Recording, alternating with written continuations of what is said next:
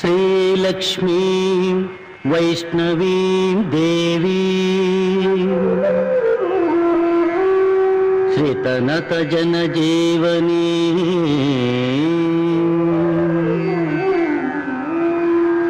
अष्टैश्वर्यप्रदायिनी राजलक्ष्मी नमाम्यहम् श्रीराजलक्ष्मी नमाम्यहम्।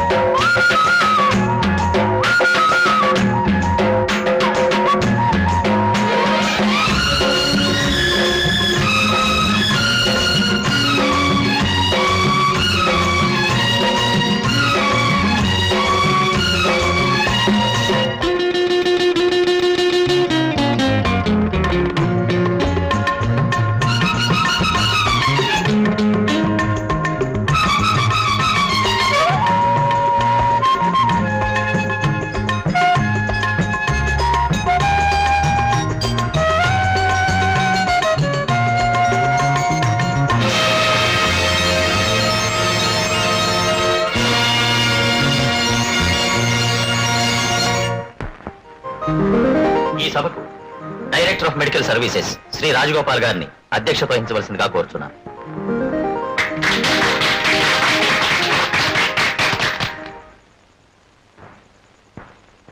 Good friends, ఇప్పుడు ప్రఖ్యాత డాక్టర్ శ్రీ కోదండరామారావు గారు మెడికల్ డిగ్రీలు పుచ్చుకునే జీవితాల్లోకి ప్రవేశించే మీకు తమ అమూల్యమైన సందేశాన్ని ఇస్తారు.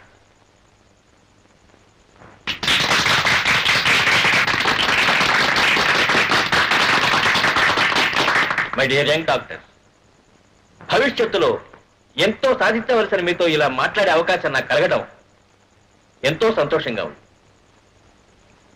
లోకంలో అన్ని వృత్తుల కంటే వైద్య వృత్తి చాలా గొప్పది. మనిషిని పుట్టించే దేవుడైతే ఆ పుట్టిన మనిషిని అనుక్షణం కాపాడేది డాక్టర్. కాబట్టి ఈ లోకంలో డాక్టర్లను ప్రత్యక్ష దైవాలంటారు. అలాంటి పవిత్రమైన వృత్తిని ఈనాడు చాలా మంది డాక్టర్లు వ్యాపారంగా మార్చివేయడం చాలా చింతించదగ్గ విషయం. పేదవాడి రోగానికి రంగు నీళ్లైనా ఇవ్వకుండా పెద్దవాడి చిన్న రోగానికి ఎంతో కృషి చేస్తున్నారు. ఈనాడు వైద్య వృత్తిలో ఉన్న వాళ్ళు ముందుగా ఆలోచిస్తున్నది ఏ పెద్ద పట్టణంలో ఎంత పెద్ద డాక్టర్ అయి లక్షలు గడిస్తామనేదే గాని చిన్న చిన్న గ్రామాలలో బాధలతో, దారిద్ర్యంతో, జబ్బులతో కృంగి కృషించి అలమటించే అనాథ రోగులకు సాయం చేద్దామని కాదు. Just minute sir.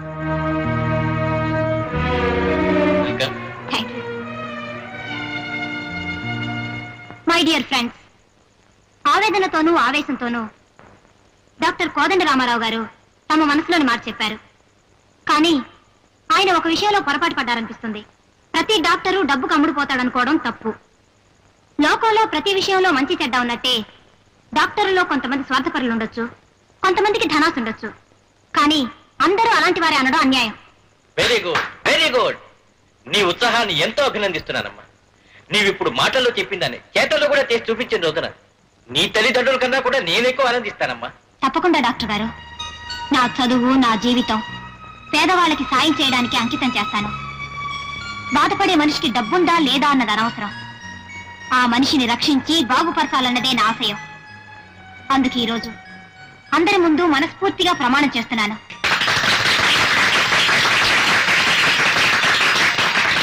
సార్ ఏమిటి? లోపల రమ్మను. అలా నమస్తే సార్, నా పేరు శాంతి. ఐ నో మొన్న ఫేర్వెల్ పార్టీలో చాలా అద్భుతంగా మాట్లాడావు కదా నువ్వు. కూర్చోమ్మా. నిజంగా ఇంత చిన్న వయసులో అంత గొప్ప ఆశయాలు ఉన్నందుకు నిన్నెంతో అభినందిస్తున్నాను. Thank you sir. నేను చిన్న రిక్వెస్ట్ అడగడానికి వచ్చాను. ఏమిటో చెప్పమ్మా.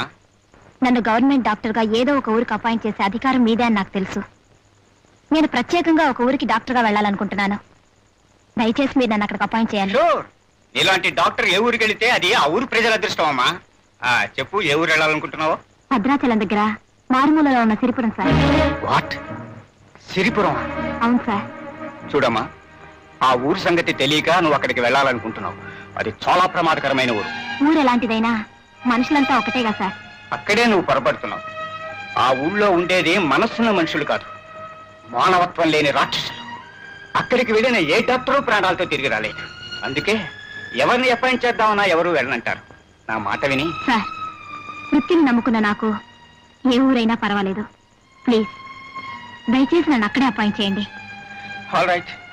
నీకు నువ్వుగా కావాలంటుంటే నేనేం కాదనలేను. నేను భగవంతుని ప్రార్థించేదల్లా నీకే ప్రమాదం జరగకూడదని. నీ అపాయింట్మెంట్ అక్కడే వచ్చేలా చూస్తాను. Wish you best of luck.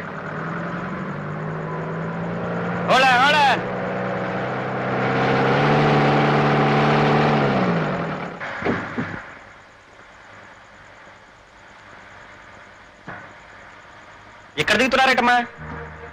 నేను వెళ్ళదలుచుకున్నది సిరిపురమే. సిరిపురమా? ఒంటరి ఆడపిల్ల ఉండి సిరిపురం వెళ్తున్నావా? అసలు బతకదలుచుకున్న ఎవరు ఆ ఊరు వెళ్ళరే? జాగ్రత్త అమ్మా.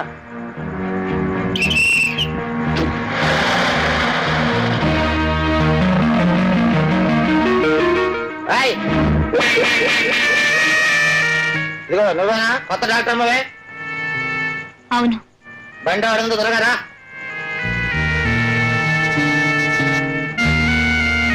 అలా చూస్తాడు, సామాన్ తీసుకురా.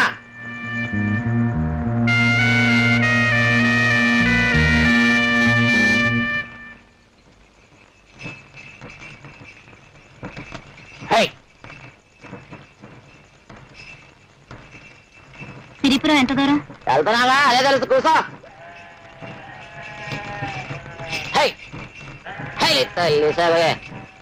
ఏవయ్యా, ఈ బండి ఇంతకంటే త్వరగా పోదా? నా ఇష్టం వెళ్తాను, నోరు మూసు కూర్చో.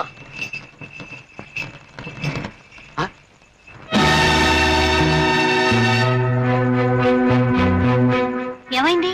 బండి ఎందుకు ఆగింది? అట చూడు, నీకే తెలుస్తుంది. దిగి వాటిని పక్కకు తోలేసి రావచ్చు కదా. వాటి తోటమే, మా పిల్లల మాటలు మాట్లాడబాక. అవి ఎవరు అనుకుంటున్నావు? రాజన్నయ్య. అయితే అయితేనా? అయితేనా?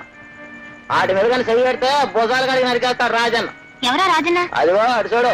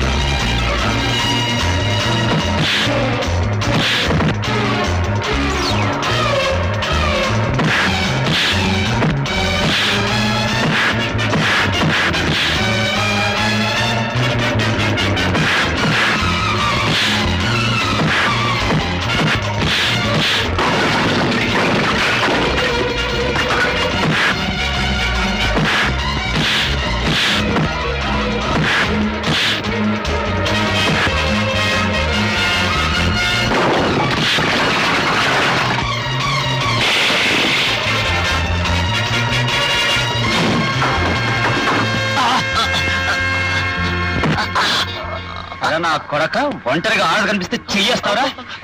రేయ్, ఈ చెయ్యి చేస్తే మళ్ళీ ఆ పాడు పని తీయరా? అన్న ఈసారి నన్ను మన్నించేయన్నా.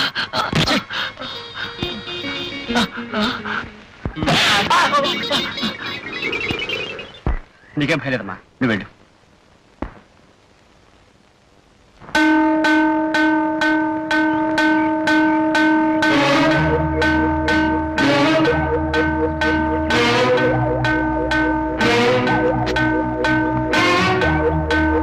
దండాలు రాజన్న. ఏం నర్సిగా, ఏంటి ఇక్కడ ఉన్నావు? ఏదన్నా ఊళ్ళోకి వెళ్ళాలి. ఆహా, వెళ్ళిపోగలవా? ఎలా అన్నా నీ ఎడ్లు దారిలో ఉన్నాయి కదా, అవి వెళ్ళిన తర్వాతే వెళ్తాను, తెలుసుగా. అది గది. కాకపోతే బండిలో డాక్టర్ అమ్మా. డాక్టర్ అమ్మా? నమస్కారం డాక్టర్ అమ్మా. నమస్కారం డాక్టర్ అమ్మా. ముందుగా తమ రాకు తెలుసుంటే ఉత్త దండాలు కదమ్మా, మెళ్ళో దండలు వేసి మా ఊళ్ళో తీసుకెళ్ళేవాడిని. ఎందుకంటే మా ఊళ్ళోకి దేవుడైనా రావచ్చేమో కానీ డాక్టర్ రావడం మాత్రం జరగదమ్మా. ఒకవేళ వచ్చినా వారిని తిరగకుండానే పారిపోతుంటారు. మా ఊళ్ళో ప్రాణం తీసే మనుషులు తప్ప ప్రాణం పోసే డాక్టర్ లేరమ్మా. ఏమిటో మీరు రావడం చూసి చాలా సంతోషం ఉందమ్మా. నర్సిగా, నర్సిగా అన్నా డాక్టర్ మరి నీ ముసలి బండ్లు తీసుకెళ్తావరా? ఇప్పుడు నాకు గిఫ్ట్ పెట్టు. అలాగే అన్న. డాక్టర్ మరి నేనే తీసుకెళ్తాను.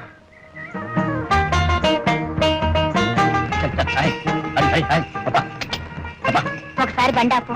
ఎందుకు డాక్టర్ అమ్మా? మొదటిసారిగా వృత్తిరీత్యా మీ ఊరికి వస్తున్నాను. ముందుగా దైవ దర్శనం చేసుకుంటే మంచిదని.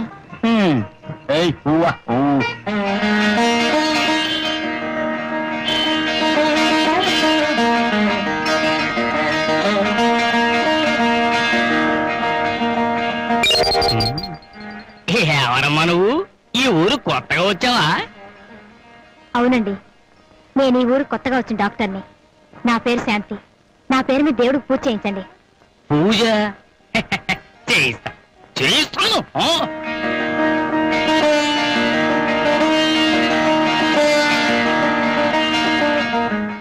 సరే గాని దేశంలో 1,00,000 ఊళ్ళుంటావు, నువ్వు మా నెత్తి మీదకి ఎదగాల?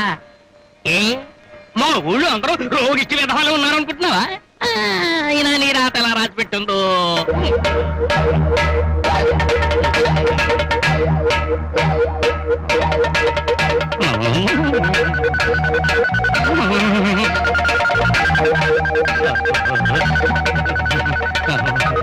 రాజాయ నమః, రాజరాజాయ నమః, రాజన్నాయ నమః. రానాయన రాజన్న, నువ్వు ఇక్కడికి రావటం ఆ దైవం అదృష్టం. నువ్వు పాదం పెట్టడం వల్ల గుడే పవనమైంది నాయన.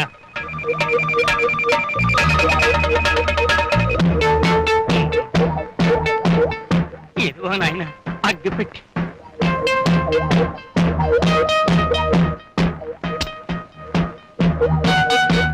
దైవ పరబ్రహ్మ స్వరూపం. మీ జమీందార్ గారు ఇంటికి వచ్చే వెళ్ళైందా మున్సబ్ గారు? వచ్చేస్తారు, పనుండి తోటలోకి వెళ్ళారు. ఈ పాటికి వచ్చేస్తూ ఉండాలే. జమీందార్ బాబు గారు వస్తున్నారు.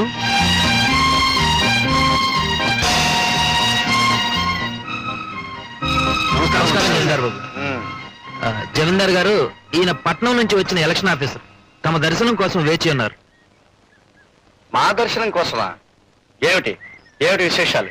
ఏం లేదండి, ఈ ఏడాది మీ ఊర్లో కూడా ఎన్నికలు జరిపించి గ్రామ సర్పంచ్ నియమించి. ఏమిటి మీరనేది? మా గ్రామంలో ఎన్నికల? మేమేమని సెలవిచ్చాం? మా గ్రామంలో ఎన్నికల అని సెలవిచ్చారండి. సర్కారు వారికి మన గ్రామ విషయం తమ విషయం తెలియక పంపించుంటారు ఆఫీసర్ గారిని. చూడు ఆఫీసరు, కొత్తగా మా ఊరికి పెద్ద దిక్కును ఎన్నుకోవాల్సిన అవసరం లేదు. తరతరాలుగా మా గ్రామానికి పెద్దగా మా జమీందారు గారు వంశ పురుషులే ఉంటున్నారు. ఇక్కడ ప్రజలకు కష్టాలు రాకుండా, గ్రామంలో తగదాలు రాకుండా, దొంగలు రాకుండా, వాళ్ళ కోసం పోలీసులు రాకుండా, కరువు కాటకాలు రాకుండా, తమ లాంటి ఆఫీసర్లు రాకుండా మా జమీందారు బాబు గారే చూసుకుంటున్నారు. మా ఊరి న్యాయస్థానం వారింటి మెట్లే. మా ఊరికి చట్టం వారి నోటి మాటే. వారికెవరైనా ఎదురొస్తే ఆడి మెడకాయ మీద తలకాయ నేల రాలిపోద్ది. విన్నారుగా మా గ్రామం పరిస్థితి. ఇంకా మాకు ఎన్నికలు ఎందుకు? మేమేమని సెలవిచ్చాం? మీ ఊళ్ళో ఎన్నికలు ఎందుకని సెలవిచ్చారు? అలాగని ఒక రిపోర్ట్ రాసి పంపండి. వస్తాను.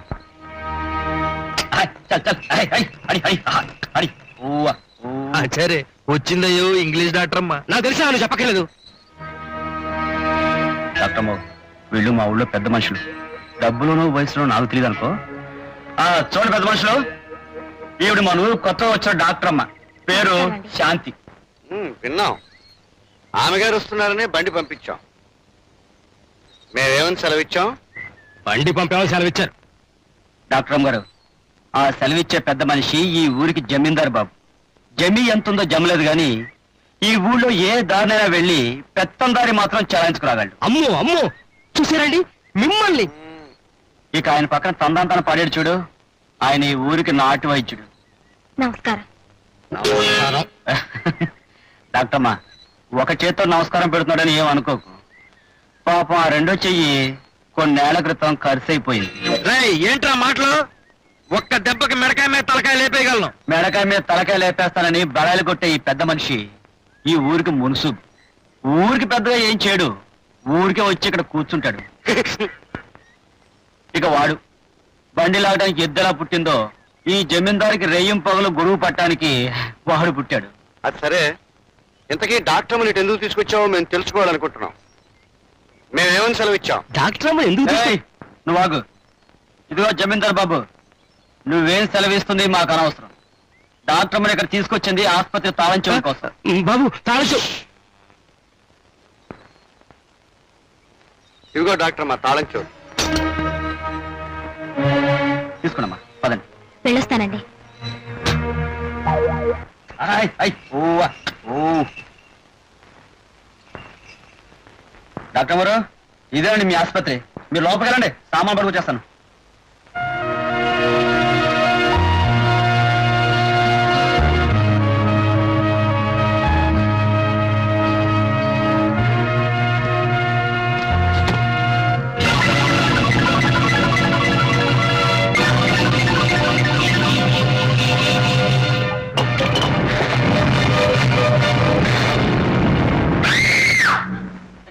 ఏంటమ్మా, ఏమైంది? ఏం లేదు. ఓహో, ఈ ఇంటి వాలకం చూసి భయపడతారా? ఎవడో మీరు వెళ్ళి పంతులు గారి ఇంటి కూర్చోండి. 5 నిమిషాలు ఎన్ని శుభ్రం చేసి మీరు పిలుస్తాను. రండి రండి, వెళ్దాం. పంతులు గారు, ఎవడో. ఎవరు? రాజన్న. రా. నమస్కారం పంతులు గారు. నమస్కారం. ఏడు రాజన్న ఎలా వచ్చావు? అబ్బాయి ఏం లేదండి, మీరు మన ఊరు కొత్తగా వచ్చిన డాక్టర్ గారు ఆసుపత్రి అది బాగు చేస్తున్నాం. ఈ లోగా ఇక్కడ కూర్చుంటారని. దాండే ఉందిలే రాజన్న. రామ్మా. డాక్టర్ గారు, మీరు వీరితో మాట్లాడుతుండండి, నేను వెళ్ళి ఆ పని చూసి వస్తాను. వెళ్ళండి, కూర్చోండి. నీ పేరేమిటమ్మా? నా పేరు శాంతి. అవును, అసలు ఈ రాజన్ ఎవరు? దారుణంగా మనిషిని కొట్టడం, దేవుడంటే భయం భక్తి లేకపోవడం, ఎవరిని లెక్క పెట్టకపోవడం. మనిషి మాట చేత ఎంత దుర్మార్గంగా కనిపిస్తాయో వాడి మనస్సు ప్రవర్తన పద్ధతి అంత ఉన్నతమైనవమ్మా. నిజానికి ఈ ఊళ్ళో ఎవరికి ఏ కష్టం వచ్చినా ప్రతిఫలం కోరకుండా సాయం చేసే పనివాడమ్మా. కొన్నాళ్ళు పోతే మీకే తెలుస్తుంది వాడు అలాంటి వాడయ్యింది.